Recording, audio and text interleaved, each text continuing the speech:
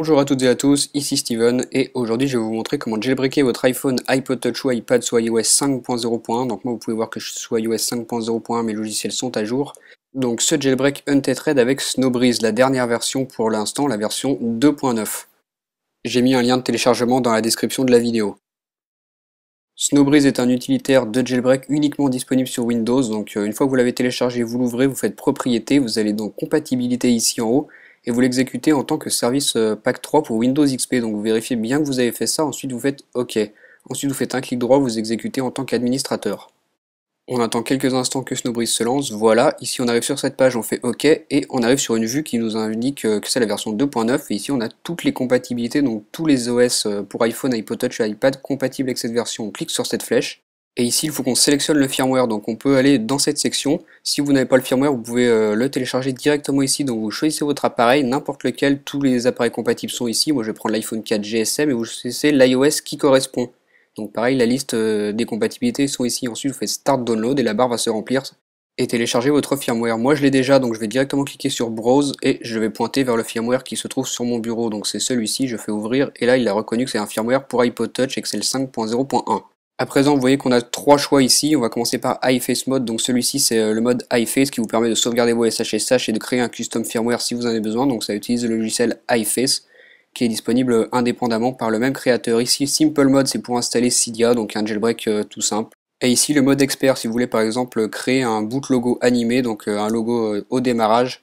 Donc le mode expert pour si vous y connaissez vraiment. Si vous avez un iPhone, vous allez avoir une quatrième section ici, Préserve Baseband, donc pour préserver votre baseband comme son nom l'indique. Si vous voulez un jour décimloquer votre iPhone, donc on va pas voir cette section pour le moment, on va faire un jailbreak simple, une installation de Cydia, et on va cliquer donc sur Simple Mode.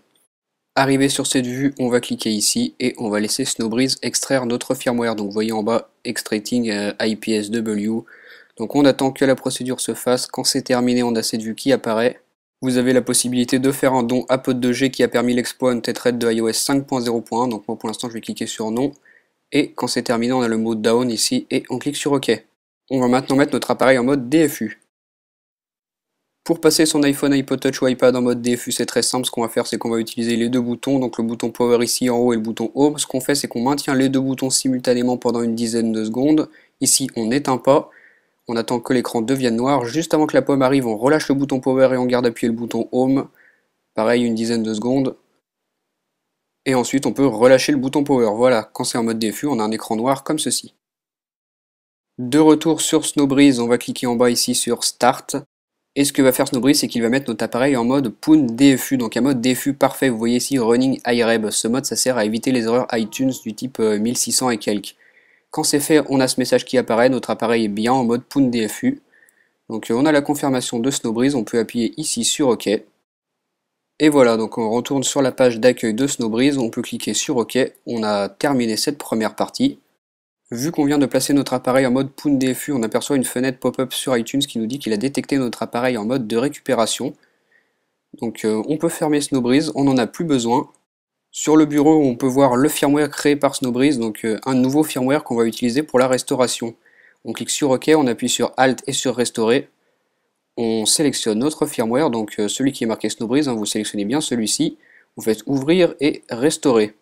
Donc voilà, iTunes va restaurer notre appareil sous iOS 5.0.1 en utilisant ce custom firmware réalisé à l'aide de Ultrasnow, donc Cydia sera installé.